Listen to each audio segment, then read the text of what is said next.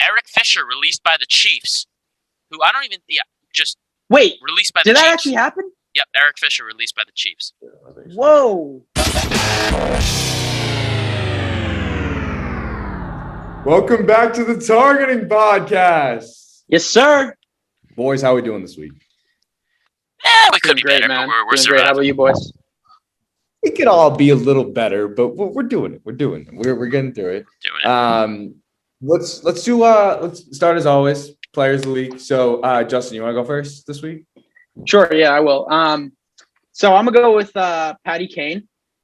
He, every single time I see this guy, he's hit a couple milestones recently: 500 goals, 1,000 games played.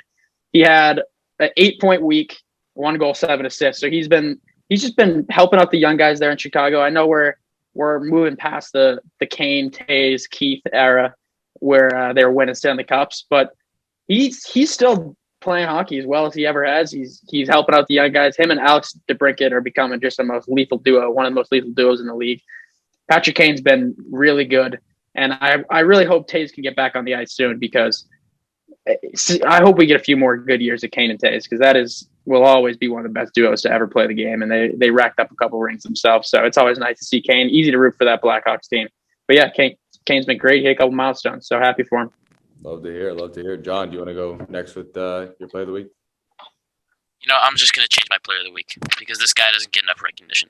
Sure. I'm going to go with David Pastrnak. I'm going to say my stat right now. Not even my stat. I'm just going to say it right now. 400 career points. 400 career points in 406 games. 400 playing career with your points. Boy. That's fucking in 406 games. And I think he's had 2 goals in the last 2 games. On top of that, you can go back and look how many other assists and everything he's had. But there's a reason this man is on there. Don't even talk to me about Patty Kane and just McDavid. Fuck out of here. This man is underrated, underprivileged. This man doesn't get enough recognition. This man should be the winner of every fucking trophy that possible. So that man right there, my player of the year, player of the week though. Yeah. Bro, I fucking love it, man. Every time I think about Pasta and realize how goddamn young he is, it's just freaking incredible. This guy is so goddamn good. If there's one guy we got to put a franchise tag on, it's him. That's it. Oh, that's it. Absolutely. And I really hope he's in the black and gold forever, because we all know it's no secret. It's unfortunate to admit, but it's no secret that we're moving past. We have an old core. We're moving out of the Bergie, Marshy. Chara's already gone. We're moving out of that era. And our next era to come, I hope, is Pasta, DeBrusk, and McAvoy leading the way. After this whole Red Sox, Patriots, Celtics just wiping the floor, getting rid of players. Not even the Celtics, really. Pats and Sox. If the Bruins ever got rid of Pastrnak, I think I would jump off a bridge. I'd be so pissed. Yeah. And you know what, man? It's not like we haven't seen things like it. We've seen it happen with the Bruins over and over for the past decade. And it would be crushing to see it happen with Pasta. And you know what? I can't say I'd be surprised, but I'm just praying to God. I'm happy that he's under contract for now. And I just pray to God that we end up keeping him here for a while. But yeah. No, definitely. Yeah. Not a guy you would want to lose, especially the younger guy. No, never. But yeah, so my player of the week goes to Giannis. If anyone saw the All-Star game, you would know. Man went 16 for 16 from the field. First time that's ever happened in an All-Star game. First time ever. The man just kept throwing up shots. I don't know if you guys saw that, but I was like, all right, he hit 15 for 15. Or I think it was 14 for 14. And he kept throwing up threes. I'm like, all right, you got it. Good. You don't need the bank was open. Bank was open for Giannis. And got the MVP award. So congrats to him. But yeah, so he is unreal. He is. Guys, how did you feel about that All-Star game? Did you like it? What did you? I will go ahead and say that I fucking loved it. I thought it was the show of the year. I wasn't sure exactly how it was going to go, but my God, it was so much fun to watch. I don't know if y'all feel the same way, but it was so fun to watch. Watching Steph and Dame. I'll say right now, Steph and Dame leave you speechless. I don't understand. There's no such thing. How am I supposed to explain them to my kids? I think about it all the time. What am I supposed to say? There's no words to describe what Stephen Curry and Damian Lillard can do.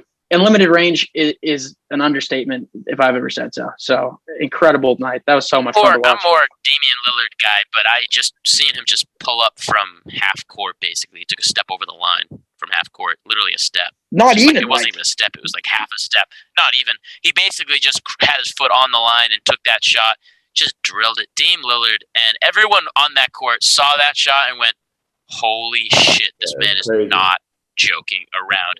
And I'm just going to say, that's going to be my highlight. That's going to be my, like, not the what the fuck moment, really, but just my, like not that kind of what the fuck, but, like, what the fuck? Like, how does this man not have a ring? How does this man not on a better team? Yeah. This man literally is one of the best basketball players out there, and he should deserve a Hall of Fame ballot, and rightfully so. The man is just unbelievable. This is the one time I'll say that a guy who doesn't have a championship and a guy who is very underrated should get into the Hall of Fame because it's well-deserved. It's hard work. He carries that team every season. He gets them to a 500 almost all the time and tries to uplift them, and just it's unfortunate that he isn't getting the system dynamic. I'm glad you brought that up though, because I saw him talking about, and we can keep talking about the All-Star game, but just really quick, I saw him talking about like the Brooklyn Nets and super teams in general, and how he was mentioning how he would just never be a part of that because he would never go join a super team. He's not for that at all because he's saying I would rather go down losing on my own than go join up with the greatest players in the world, because you know what? If all the greatest players in the world all assemble, you're supposed to win. What's the fun in that? If you don't win, what are you doing? Like, you suck. Like, if all the greatest players in the world all go to the same place, you're supposed to win. There's no fun in that. There's That's no an all-star team. And That's literally an all-star team. I respect him. It is, and I respect him so much. Obviously, we're fresh off, as we're recording this, fresh off of a Celtic loss to the Nets. So I don't feel very good about them whatsoever, and I have so much rage in my heart to Kyrie. It was the third quarter or whatever? It was 86-88? Jesus Christ. I mean, we got to close the gap. Yeah, I mean, just a heartbreaker. Just a heartbreaker. But long story short, though, yeah, Damian Lillard is incredible. I mean, he had 2 from beyond 35 feet. Actually, his were both from beyond 40 feet, I believe. Steph had 3 from beyond 35. And just at the end of that first half where Dame pulled up from literally beyond half court, behind the line. We won't disrespect, obviously. And then 10 seconds later... No, I'm absolutely not disrespecting. 10 seconds later, Steph came up and did the exact same shot. He matched it for shot. 100%. So it was just incredible to watch. I just think I respect Dame more because I'm not saying, I just think Steph is more for that super team dynamic. And he's been with those types of teams. Okay. And I hear you, but he didn't choose to go there. KD came to him. No. Steph didn't leave Golden State. I know, but I'm saying, like, I would feel if they were put in those situations, Steph would definitely choose that super team over Dame. Just from that's my personal opinion. And I feel like it's because I think just Steph has had that, atmosphere. He's been in those teams. He loves the championship. He loves the winning, just like the Patriots. He loves to win. Just like Tom had that, and I'm not blaming him. This is no disrespect, because if you want to choose to be a super team, that's completely fine. Steph is much different than Kyrie, Harden, Durant. I have very different opinions on both of those groups. But I just put Dame at a higher pedestal because we know Steph can do it, and he's going to be Hall of Fame. I mean, he's got rings, he's got MVPs, he's got Players of the Year, but Dame is just underrated, undercharacterized. No one looks at the man, and he's on a team with CJ, and just the dynamic there is just, it's not working. And I'm glad he's not going to just ditch his team for a super team, because that's not who he is, and I don't want him to be that way. But he deserves a championship. He deserves everything in the world, and my respect just keeps growing for him because he continues to be an exemplary image of what a basketball player should be, not what these other guys are representing. That All-Star game, he came out and played his style of basketball, showed why he was the best and deserved that ballot for the All-Star game, and rubbed it in people's faces. Coming off the damn bench. The disrespect, making him come off the bench. You got any thoughts, Jay? You guys, I think, hammered it home. The only thing that I'll add that's a little different was for the amount that the media, like, I remember the media was like, they're like, yeah, no one wants to be there. Like, all these guys are mad that it's happening. So I was getting a little like, all right, like, if this is true, like, are we going to see like a good All-Star game? Like, are they really going to want to be there? Or are we going to just see like all the bench players play, which is still not a bad game, don't get me wrong. But are we going to just see like LeBron not play at all and these players just not play at all because they don't want to be there? Didn't seem like the case at all, though. I mean, they were trying to win. Like, people were playing hard. I honestly thought it was one of the better All-Star games for considering like how much different it was from previous years. I thought it was one of the better ones. just in terms of talent. And we have talent growing every year, like you said. Yeah, the talent. I was like shocked. I was like, wow, this is real. Like these guys are good. It was better than all the other events that were occurring that night. The 3-point contest was pretty fun. Steph winning it with the very last shot. But other than that, the dunk contest was lame. I think other than that, I'm sure you're going to go into that. Have really kind of gone down the drain. I mean, I just don't think we see the same style of dunkers, really. Well, yeah. I'm not saying that, I just think that Giannis and Joel, not to interrupt you, Jerry, but, they're now becoming these shooters. They're changing kind of the way big men play. And I just kind of miss, like, the Vince Carter, those unbelievable just dunks and just the Well, we even saw one last year. We saw one last year with Aaron Gordon and Derek Jones going head-to-head. It was just this group of guys wasn't good. It's the group, I think, every year that changes. And it's fine. I just think this wasn't this year for the dunk contest. I looked at that ballot, and I didn't want to watch it. I didn't watch it because I didn't really even feel the need to. Yeah, I remember Justin called me. He's like, "You watching? You gonna watch?" I'm like, dude, I don't want to watch. And then he made me watch, but I'm like, I don't want to see it. But yeah, I will ask you guys, like that dunk contest, do you think that's representative of what's gonna continue in the future, or do you see it getting better? I personally, last year I was a little worried. I'll be totally honest, because I was like, Aaron Gordon and Zach LaVine, they're good. Don't get me wrong, but I don't know how they were gonna show up because we've seen a lot of the same shit done, just different variations. Like they'll take off from a different spot, or they'll reverse the direction the ball is going in and through their legs, or something minor. And we haven't seen like a lot of new things, like the Vince Carter thing. Like that shit was cool. Or I think Dwight Howard when he was Superman, like that was cool too. But like this year, what was it? 12 feet. Yeah. This year, like the net. Yeah. Anfernay did like didn't even do that hard to dunk. Like it was literally like there was the little plastic thing at the top, and he just grabbed the ball and put it in. So Anthony Simons, he's I think 6'2" or 6'3", and that plastic thing was at 12 feet. So like the impressive was just how high he could get up to reach up to 12 feet and then bring it back down. But Let me ask you something. Finish. Yeah. He has a huge wingspan. Did you see his arm? Yeah, he does. So already doing this, that's going to get him at least halfway there. I get that it was impressive. I can't jump that high. Of course not. But considering the fact that they're in the NBA and that they're doing kind of like a little higher. It just, not even that. Just, I would like to see more creativity, like jumping over people. You got to push the bar, and I think that's what Vince Carter and these guys have done. Like when Obi Toppin, he's like, or it was Obi, right? Yeah, Obi Toppin, he was jumping over people, right? That's impressive. I can't do that. But when I see it happen, dunk contest, it's like something's got to switch up. Either you make the guy super tall, or you just have like a long line of very tall. And Aaron Gordon dunked over Taco Fall and got a 9. So I'll give you a perfect example right now. I don't know if you guys have seen, but there's an amateur dunk contest that people do who aren't in the NBA, and there's a guy there who dunks, and he never does the same dunk twice in the same contest. He always changes it. He changes it up. He'll do the same one every now and then, but he'll like. I know what you're talking about. You're talking about the guy with the funky hair, Canadian. Yeah. Funky hair. But all I'm saying is that I like his creativity, and he's trying to push the bar. And I would rather, maybe you guys will disagree, but I would rather these guys attempt a Vince Carter or a Dwight Howard or something new that pushes the boundaries. And I would rather see them get up there and just miss a dunk than see them just settle for an easy little thing that we know they can do. Anfernay won with the simple put down. Like it was cool. Like he was trying to kiss the rim, but he didn't. Like he was just trying to just a nice behind the back and then just arm just hanging in the rim. Just nothing beats that. Just you got to just show like there's gonna be character to it. It's gonna be character. Well, I think a big thing about this one too was it was the group of guys, but it was also the lack of fans. Fans are a dunk contest. You need to have fans there. It's such a big part of it. So I think this year in particular was a down year. The group. Yeah, it definitely would have helped.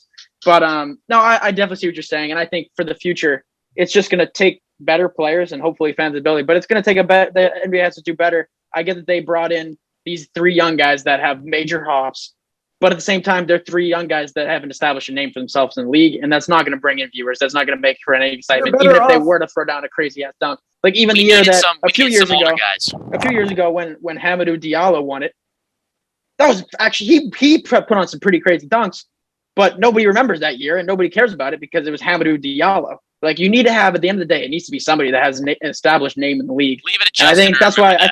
I think Zion or that's what I'm saying. Or Anthony Edwards is going to need to do one for there to be more fun. Younger guys, just use ones that are more memorable. I don't know why you didn't do Zion. I don't know why. Anthony Edwards literally had Anthony Edwards had a crazy ass dunk on somebody's head the other week. Like I think he should have been in it. Like you should have been in it. I don't know. I'm worried about. I want to see Zion. Zion, I don't think we'll ever do one, which sucks. But go back to your point earlier though, Jay, about how there was a lot of the media was hating on the fact that we even had an All-Star game this year and that it could have been like where guys not going to be motivated to play. You brought up a great point that these guys were having so much fun out there. It was all smiles, all grins. These guys were super happy to be there. And the talent level, like you said, I mean, let me just run through some of the excitement of this game. Like you brought up earlier, Giannis had 35, 16 to 16. Dame had 32 with 8 threes. Steph had 28, 8 threes. Jaylen Brown, 22, 6 threes. Bradley Beal, 26, 6 threes. Harden, 21, 7 threes. Kyrie had 24. Jason had 21. Like the talent's incredible, and the league's in great hands. It was a lot of fun to watch. I think it was a great weekend. It was just a lot of fun seeing them have fun. You know what I mean? Like, I felt bad. I was like, oh man, like they really don't want to be there, and I don't necessarily blame them. Like it's an all-star game. It's not like it doesn't really like if it's playoffs, I'm kind of like, but like it's an all-star game. Like it's just different without fans. The all-star game is built around fans more so than even playoffs because that's what the whole aspect of the game. You're supposed to bring all these all-stars together in front of fans and just have a great ass time. So celebrities come. It's all in. That's just I was just glad to see them like have a good time. With I agree. It ended up being a good game, but yeah. I guess my last thought before we move on real quick would just be that Jalen. Oh yeah, you go ahead. You can go after John real quick. Jalen and Jason, happy they both put up over 20. Both had great nights. And Tatum 100%. Slapping the floor on Brown was one of the funniest things I've seen in a long time. I was just smiling ear to ear when I saw that shit. So yeah, happy for them both. Those two guys want to be together. They do. Yeah. Warrior points. They always want to be working together. But I got 2 things if we want to transition, just NBA news and then transition. We're going to transition. Go ahead. I was going to talk about. We're going to start off with Myers. I was going to start with Myers, but I was going to quickly mention 2 quick things just so that we get them out of the way. But because I got a thing on Myers right here. Go ahead. LaMarcus Aldridge parting ways with the Spurs. Yeah. I don't think that's a big surprise. Aging. Spurs are just trying to get some younger guys in there, I think, and just. I'm hearing Celtic rumors about picking him off a buyout. I don't want him. I don't want him. We don't want that. I don't want him, but I can see another it. Thing, but I don't. We don't have to get into it because we already discussed it. But Blake Griffin to the Nets, we all kind of just agreed that was happening. I think we did hit on it last week, but we probably should mention it for just a couple. We should probably mention our thoughts on it real quick because now it is official. And all right, let's just go around the table real quick and just say what we think. I think I mentioned it last week. I don't know about you guys, but it doesn't move the needle a ton for me. It doesn't hurt them at all. It's good. It doesn't hurt them to take this chance. They got him for a veteran minimum. They're paying him $1.5 million. But I don't think even he wasn't playing tonight. And I mentioned it last week is that Jeff Green has been a great power forward for them, and he torched us all night. And I think Blake Griffin could maybe be a better version of that. It's not hurting you to take a chance on him, but it doesn't really move the needle for me. That being said, I do have a hot take about them once you boys make your point. I think Jerry put it, and I might just be speaking right out of his mouth right now, but I think Jerry said it best last time when he said that this pickup is not going to hurt him. All it can do is just give them that extra little bit of experience, veteran status on the court, lift, maybe help Jeff Green out a little bit, give him a break every now and then, possibly balance things out there so that, when Kyrie is not on the court and Harden and Durant, they're all trying to just manage their time together, Blake can be on the court, be that presence, and he can hopefully work well with these guys that he's experienced time with on the court before he's played against them. He knows their style of basketball. I don't think it's going to hurt him. I think you're right. I don't think it moves the needle, but hell, if it does, it does. I just don't. It's a huge win if it does. Push Yeah. them farther back. It's going to be a huge win though, and it might solidify a championship for them. It might be that little thing that helps them through a Game 7 spout if they need. If Jeff Green gets hurt, Jeff Green's not feeling good. Whatever the case is, having another guy on there because I don't think DeAndre. I'm not saying DeAndre is bad. I just think Blake is a bet. I think Blake has more potential out there for you than DeAndre does at the moment because DeAndre doesn't seem to be shining with them. But. The only thing I'll mention, and Justin can say his hot take, was I thought it was so funny when his statement came out. They were literally like, "Why'd you go to the Nets?" He's like, "I want to win a championship." He basically was like, "I'm basically towards." he's admitted he wants. He's like, "I'm towards the end." I think they were all expecting some like bullshit answer like, "Oh, the Nets My mom's have in a great Brooklyn system. and Yeah, my family's in Brooklyn," or some bullshit like that. But he was just like, "Nope, I'm towards the end of my career. I don't have a ring." He doesn't have a ring, right? Nope. Yeah, I don't have a ring yet. And the Nets look like they're going to get a ring. So this is the best opportunity for me. And I just thought that was so funny. But Justin, what was your hot take? Justin, let's do the hot take.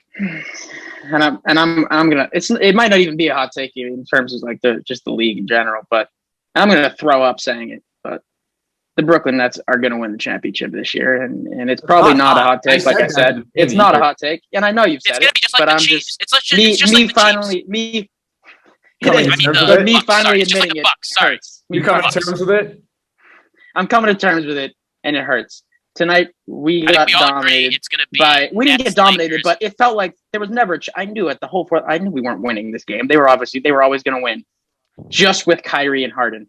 You're going to go ahead and add Durant to that. You're going to go ahead and add Blake Griffin to that. They've created an unbelievable team. Shout out to them building that team around these guys. They've brought in Joe Harris, who was already there, but they brought in Landry Shamet.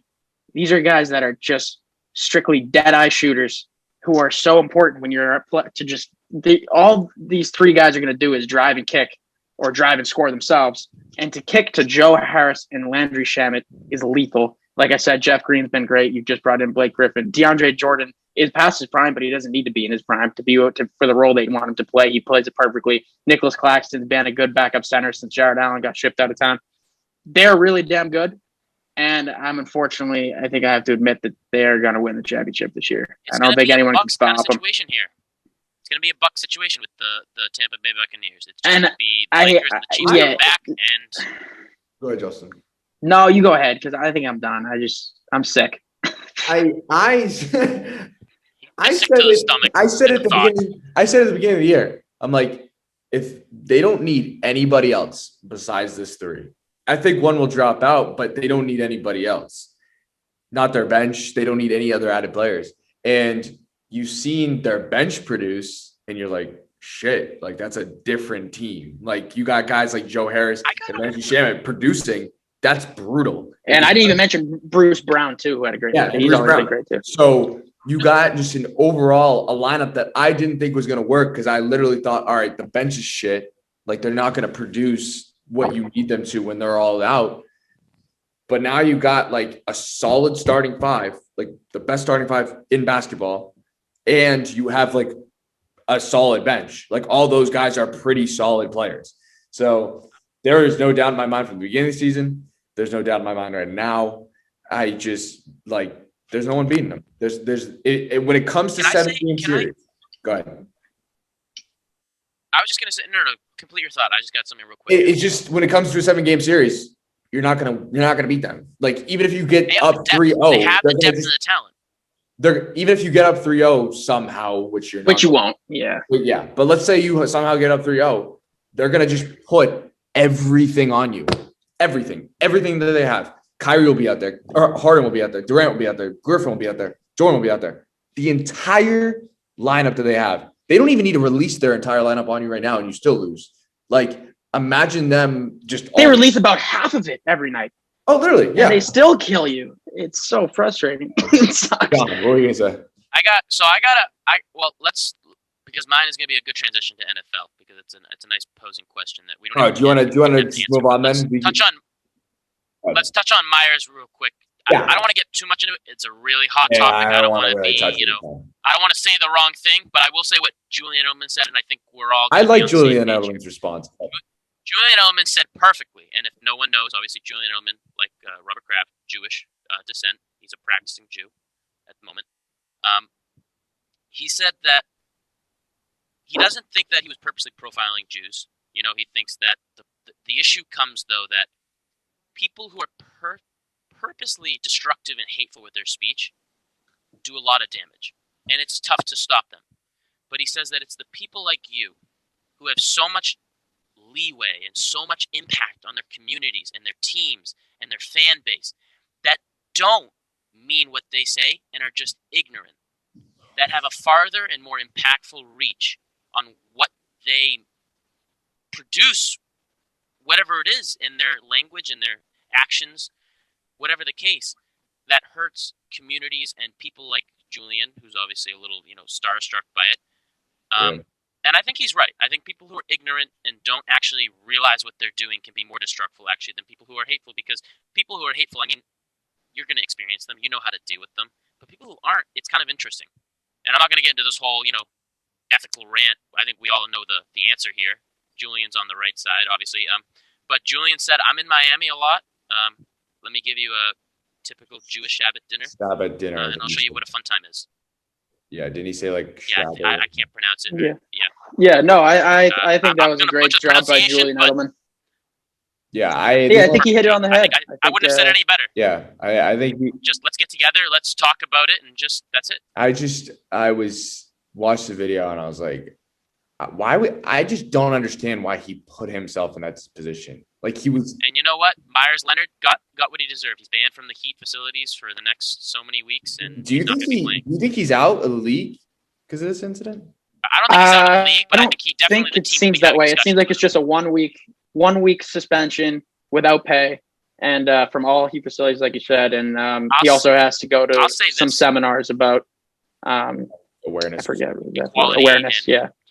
Awareness. Yeah. I will say this. There's a star. There's a nice asterisk next to his name on that lineup on any business transaction between any teams, because teams like we went over. God, I'm gonna forget his name, but like we went over. I think it was with the Heat actually, or with the Cavs. But teams are not gonna, or teams shouldn't. But Kevin Porter Jr., who was throwing food at Torian Prince's locker. That's what it is. Thank you. Yeah. Thank you. I forgot. Well, it's just the locker room issues. If you're going to be a bad personality, there's no reason for a team to have you, and especially for a guy like Myers Leonard, who's already on the brink of falling out of the league. What are you doing? You might have just cost yourself your career. So teams should not, whoever you are, whatever your name is, whoever your daddy is, whatever money put you in, whatever school in the NBA, whatever it is, teams are not going to accept it. Teams are not going to take it, and teams shouldn't take it. Frankly, Yeah, I think that's all accurate. I think Edelman's statement hurts more than any suspension that you'll get, because that's another guy who is well respected by so many people. He's got connections down in Tampa. He's got connections with Tom, with Rob, with all these organizations. Nobody is going to want to hear from Myers Leonard if Myers Leonard is the last thing I'll say, and we can move on, was Edelman's statement. Then I got a good transition. Edelman's statement was so well put and polite that it almost made the situation, I don't know if you guys felt this way, worse. It diminished it. Obviously, it was a very bad situation. Obviously, it was a very bad situation. Clearly, what he said was wrong. It was still a bad situation. Not taking away from that. But when Edelman came out with that statement, I was like, wow. It made it worse because you got another famous guy. Let me say that, sorry to interrupt you, but I think we all forget, and we'll just move on right after I say this, because, again, I don't want to get into deep territory here. I don't want to get I think we all forget that everyone is different. Everyone comes from different backgrounds. Literally, we try to label people. You look at Julian Edelman, you may say he's blank. But at the end of the day, you don't know what he is, because people are different now. People are more diverse, which is there's nothing wrong with that. And people are going to have different cultures and different backgrounds, different ancestors, descendants. And at the end of the day, we're transitioning into a world where we have to be more respectful and more inclined to think before we speak. And I think a lot of celebrities, I think it's primarily with celebrities, forget that they are under the hammer of society as well. They're not, exempt from any punishment. Just because they get away with something doesn't mean their career is going to get smashed in their face. I just think it's the contract. I just hope celebrities It's just the contract you sign. It's like you got famous. I just hope players from this point forward understand that there's a bar, that has been set, and that you need to understand that Kevin Porter, that's unacceptable. Myers Leonard, that's unacceptable. Anything that you've seen that you go, that's just you should just be more respectful in general. Like what is it cost to you? There's nothing. There's literally nothing. It's literally use a different word. Use the F-bomb. Use the. And we can go on and move on, but I just wouldn't. If I'm Myers Leonard, I'm not streaming on Twitch. Like that's dumb. Like it's another thing. Yeah, why put yourself on more platforms? Why would you put yourself in that scenario? Like you're being more susceptible to getting in trouble by saying something off. I guess he's looking for a career to fall back on when his 0.5 minutes per game go away. But we can. What'd you say? Start a podcast. Do something else. Start a pod. Exactly. A lot of NBA players do. We'll move on. And I hate to interrupt your transition, John. I know you got a nice transition. Okay. Real quick, right before we leave NBA, my side of the week's on NBA, so I hate to do it to you, John. I knew you definitely. But my side of the week, I figure we might as well get it over while we're talking about basketball. So let me just give you a reference point here. Trae Young at this point in the year has 85 threes made. What would you think? What would you guess Lonzo Ball? How many threes would you guess Lonzo Ball has made right now? Actually, I saw he's at this point in the time, season. Right? At this point in the season. No, not all time. At this point in the Trae season. has 85. Trae has 85 right now. I think he's Lonzo Ball. How many would you think he has? Attempts are made. Made. Okay. I'd go with 120. Lonzo, we're talking about. Yeah. I'm going to be a little generous. I think 120 because I think he's had that season. I'll go under 60. Under 60? Okay, see, that's probably what I would have guessed too. I was thinking way less. He has 99 made threes. So my only point here is that Lonzo has 14 more made threes than Trae Young at this point of the season, which to me is mind-blowing. Trae Young is one of the best deep shooters in the entire league. And Lonzo Ball has been historically known as a guy with bad form. I think we all agree, though, that Lonzo... Yeah, but I think he's kind of trying to evolve that to his game. It's kind of like Embiid this season where you're like, dude, you shoot threes? Like, I think it's just like something he's taking a lot. He's taking more, but he's also knocking them down at a higher clip. Lonzo shoots him at 39% and Trae shoots him at 38%. So, I mean, it's close, but Lonzo takes some more and makes some more, I guess. I couldn't believe that. Trae Young is one of the best three-point shooters in the league. Sky's the limit. Sky's the limit. I guess I'll agree with it. I'm not saying I was giving up on him, and I certainly wasn't because he's one of the better playmakers we have in this league too. He sees the floor at a more mature level than his age, and he is really good. But I didn't realize that his 3-point shooting had gotten this good, and I'm happy for him, and I hope he can keep improving because like you said, I didn't really think the sky was the limit for him, and maybe it still is. So I kind of had thought that maybe his ceiling had been lowered. I'm not gonna, coddle him because he's still young and he's still got his time to transition in this league. Holy, what was your transition going to be? I'm curious now. Basically, my transition, and again, many people may disagree, but I think it's just a good transition, is we were discussing super teams and the Nets. And I think it's a very similar situation to the Chiefs and the Bucks situation. I'm not going to say I don't think the NFL is turning into a super team caliber area, or a league like that. I think it's more difficult to do that. It's more difficult. If there were going to be a super team, it would have been the Bucks.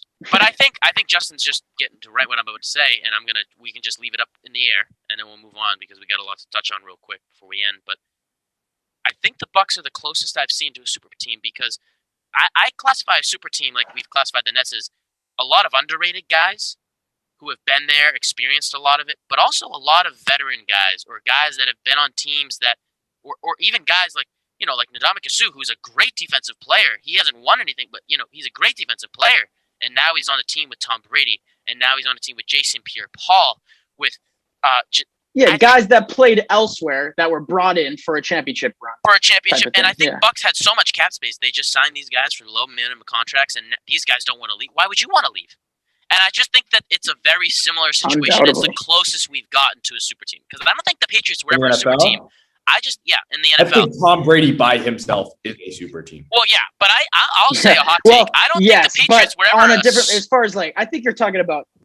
Are you talking about team construction, really, though? Like the way they constructed that team, where we sat there in the offseason and watched them sign Leonard Fournette, LaShawn McCoy, Antonio Brown, Rob Gronkowski. We brought them sign all these players from elsewhere to come in for this championship run. I think that's similar to what super teams do in the NBA and in other leagues, whereas they weren't a super team and they brought in other pieces to become one.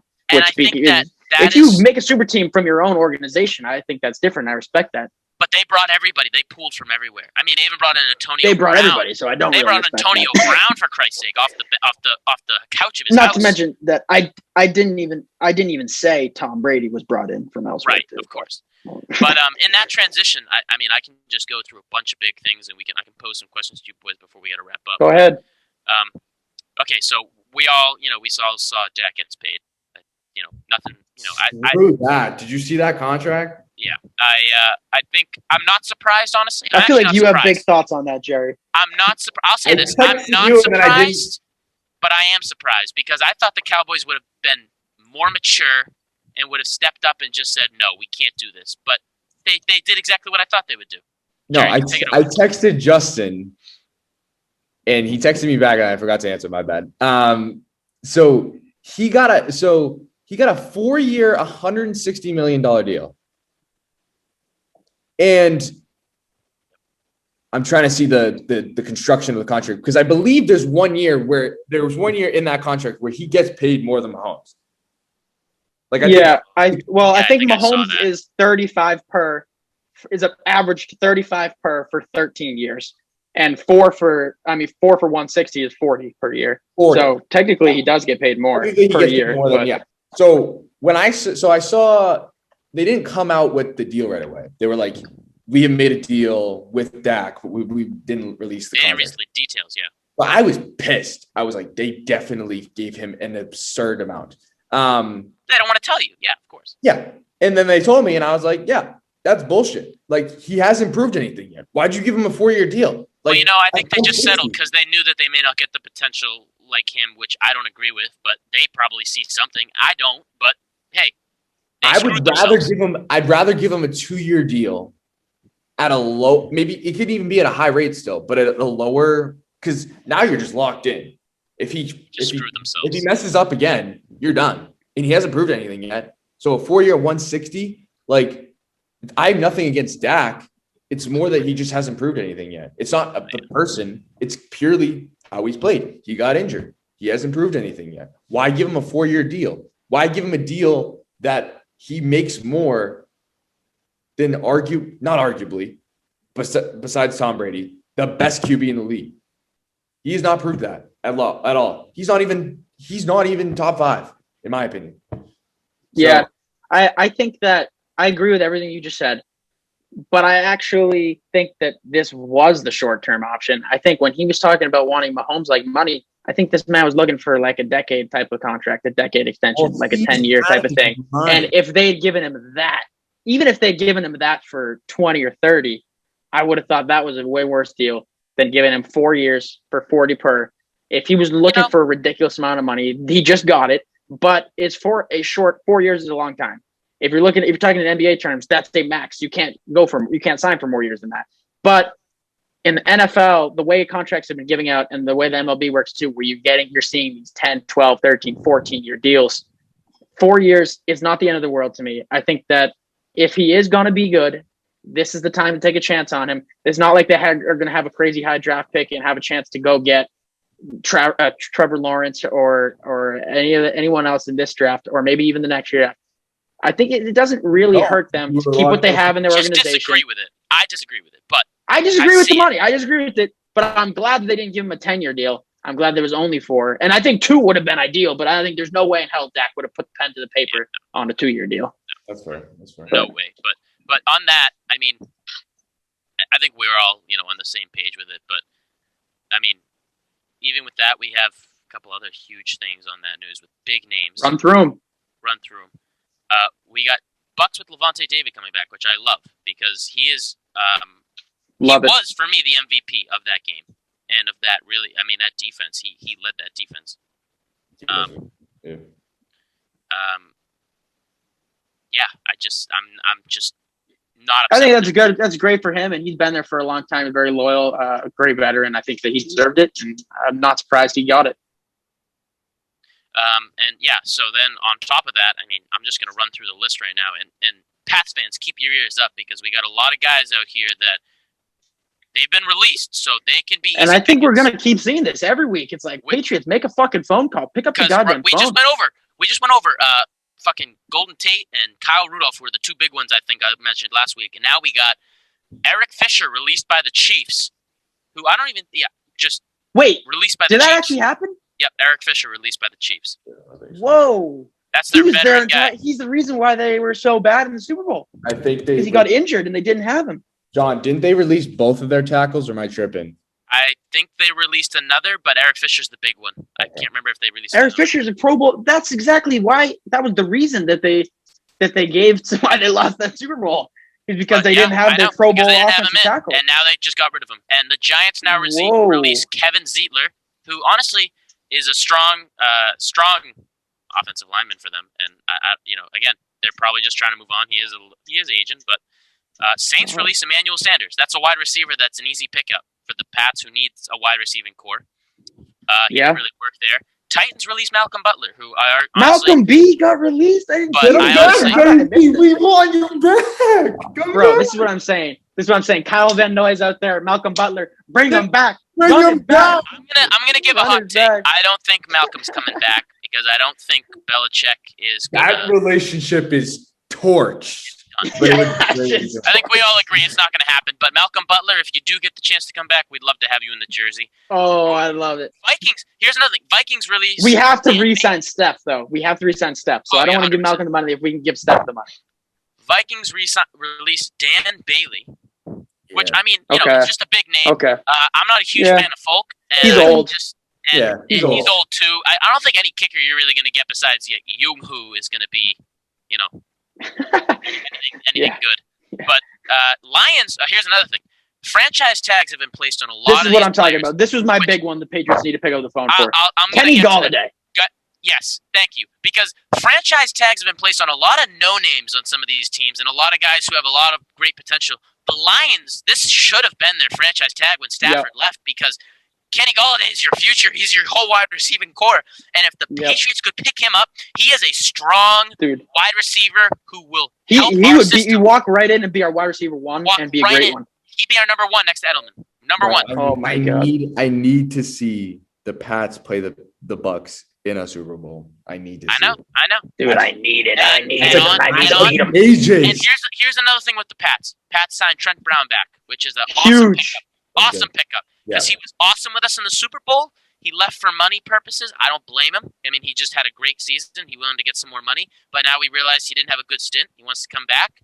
And he's going to hopefully get to another Super Bowl, knock on wood, in the future if the team can actually shape up. So here's the thing now, though, is that the Patriots are just bolstered up their O-line. We're getting help on the defensive end. We're getting also all of our COVID guys back. We're going to have a great team. Here's the thing. All of it is irrelevant if we don't bring in somebody to play Q. If we can if we are running Jarrett Stidham as our plan A going into the year, Jarrett Stidham's our guy. All of this is irrelevant. If we can just bring in somebody. Quarterback. Listen. We're talking Matt Ryan, Sam Darnold, Jimmy Garoppolo, anybody that is looking for a change of scenery that has some experience, bring him in. And Cam, I'd rather Cam than Jarrett Stidham.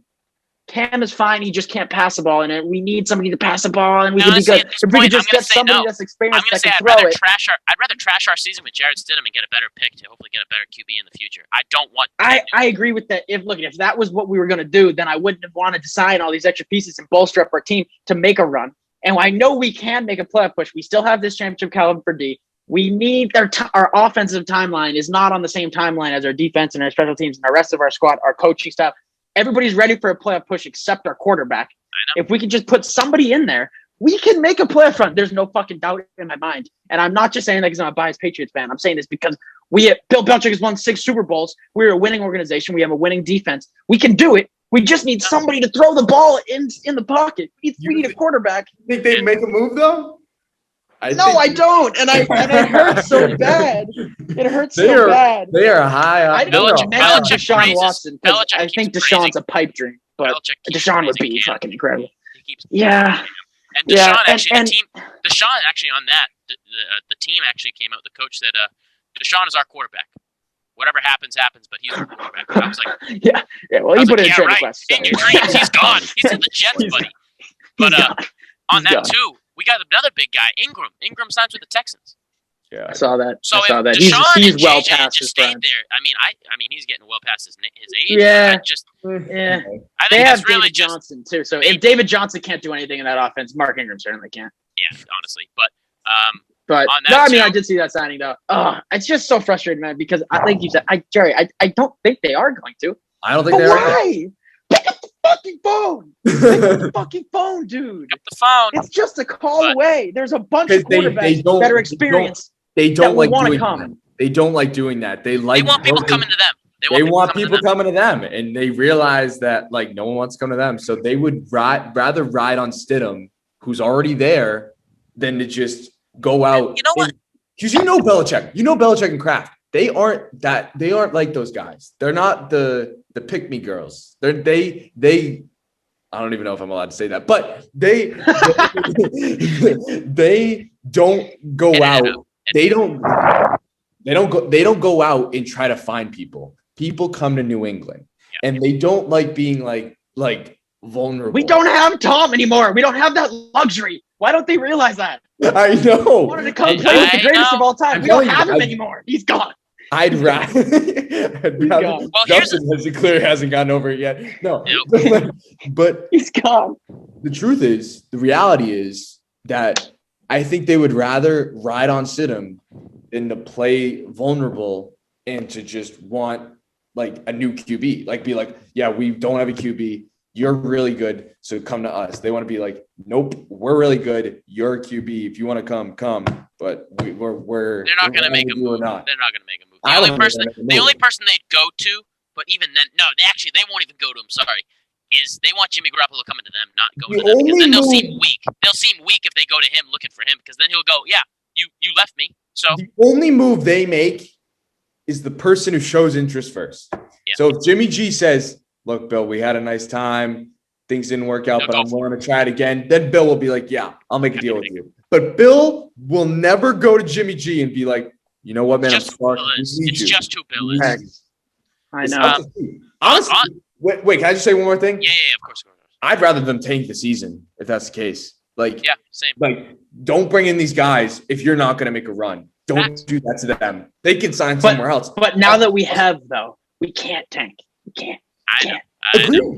Agreed. But they're totally. Let's just all agree, though, this offseason is going to be huge for signings because so many great veterans and great all-around talented players have been released, and they've all been of high caliber before in their prime. That's what I'm saying. If you want to make a move right now, you have to do it right now. No other time. No other time. Like, if you want to solidify that line, get Eric Fisher. You want to solidify those wide receivers, Galladay. They're all released. You can sign them easy. Oh, I forgot. Bill's released John Brown, one of the fastest wide receivers out there. Yeah, Bill's released John Brown. He's still got a lot in the tank. So still got so much in the tank, and I mean, literally any of them. I don't understand. Anybody. And I know it. We're gonna walk out of here with none of them. And I just don't understand how you don't make a call for any of them. I don't get it. Well, at the end of the day, we can move on. I know. We'll keep looking into it, but we got to wrap up in a few. We want to move on. Yeah, we got like 10 minutes. I got. Do we want to run into NCAA because I know Jerry's team just hit a nice little buzzer beater today. Big time win in the ACC tournament. Yes, sir. Huge shot. Virginia beats Syracuse. Sorry, Caroline. Sayonara. Dude, I was so psyched. I honestly, it was getting a little dusty there. I was like, damn, Syracuse plays that nice zone, and they always like play way above their talent level.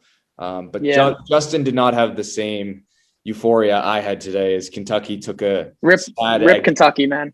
Let me just say shout out to game winner with Duke 6 and seconds Kentucky, left who have now missed for the first time since '76, I believe. Yeah, we got lost on a game winner with 6 seconds left to Mississippi State today. Just wasn't our year ever, and it hurts. But the amount of games I watched this year, where in the final couple minutes we have a lead and we just can't score a single basket. Kentucky and is just not their season. They've been. It wasn't their year, so it wasn't their year. It's all right. We'll be back. WVU, West Virginia versus OSU. OSU comes out big on top of them, beating them twice. Did you watch that game? West Virginia had that game. Yeah, but they let up. Cade Cunningham and the team of OSU came out to play. Cade Cunningham. Dude, but all right. Deuce McBride was fucking torching them. He was Whew. But did you see West Virginia's Taz Sherman, bro? Kept him in the game, entire game. Yeah. You don't have him. Yeah. You're not even close to winning. Like, So that was a great ass game, actually. One of the best college games I've seen in a while. Really good. Oh, game. it was. Yeah.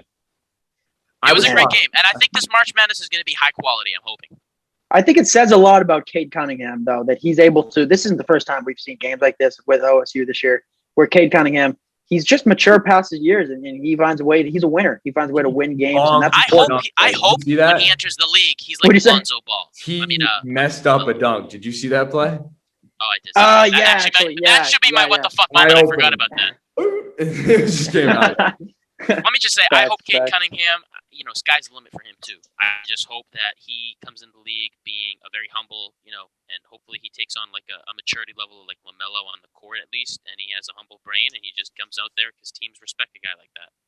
Yeah, I think let's just run into NHL because I got a quick NHL thing and we can just move on. Yeah. Let's talk about but Jordan Bennington. Yeah, we're gonna have a special. Actually, real quick, we'll have a special coming out after Selection Sunday. So keep your eyes in tune for that. Well, I don't know what that even means, but stay tuned for that. Take it as you that'll be coming at you next week. So make sure you subscribe. Jordan Bennington NHL. Subscribe. Jordan Bennington, 6 year, $36 million, which Yeah, that's Jerry, a little bitch. You may not be surprised, Jerry. You may not be like shocked at that number, but $36 million. Oh yeah, that's a lot in hockey. That's a lot in hockey. That is a lot. And you know what? I hate him. But you know what? I don't think I don't even give a shit that that's biased. We're all from Boston, so if you don't like it, you can fuck him. I don't care. Fuck him and your mother. Fuck him and your mother. Fuck out of here. But yeah, if you guys had won that Stanley Cup, if you're a Blues fan, watch this.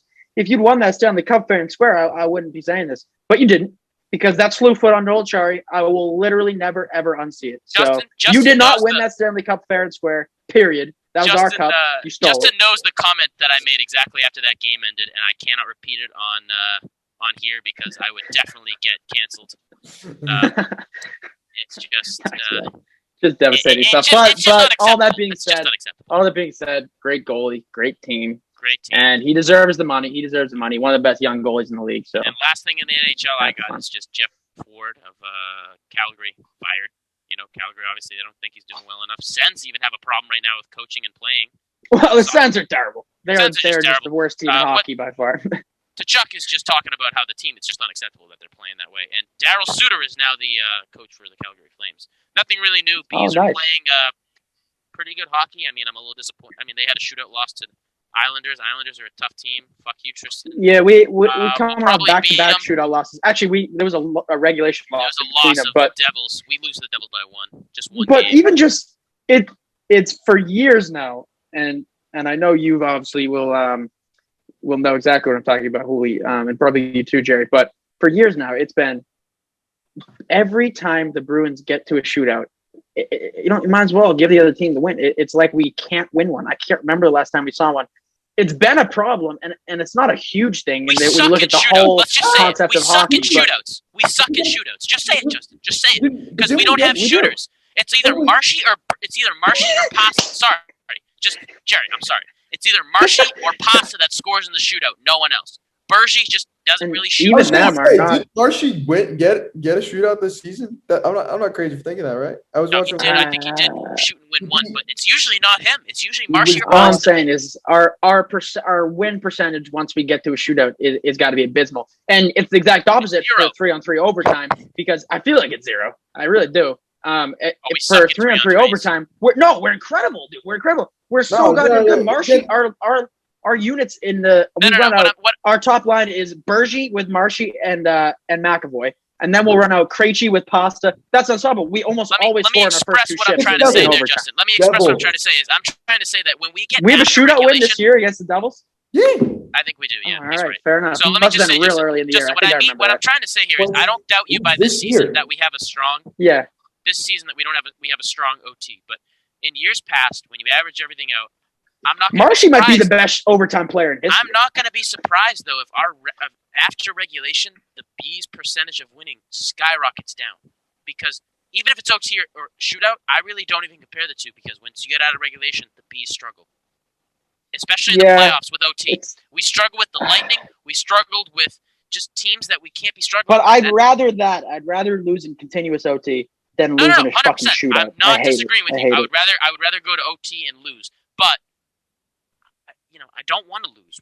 I don't want that 1 point. It sucks, and we need those points. And at the end of the day, when only 4 teams in our division are going to be making it, those are important points. We're flirting with that 3, 4, 5 spot. Points. We need those points. So you're right. We're fluctuating. I mean, we'll see what happens, but at least we don't end in ties like fucking soccer. So let me just go ahead. I don't think we've ever mentioned the word soccer on this channel, but we are absolutely not a soccer podcast. So that's really important. Get the fuck out of here now, because we ain't not that. So, anyways, we're sports, so we don't do hobbies. So that's why soccer's not in here. But sorry, Tristan. Well, I said everything I had to on the NHL with that, but bro, yeah, I think we got everything. I watch soccer, bro. I got people that watch soccer on this. That's man, I do too, but I have a lot of boys that do, and I really sorry guys. sorry, I'm not going to change our minds on that Luke one. Can't hear you. But anyways, man, we'll end there, boys. It's been a good pod. Facts, as boys. always, if you made it this far, you've obviously liked something. So like and subscribe. And boys, talk to you next week. Talk to you next it's been week. real, man. Peace.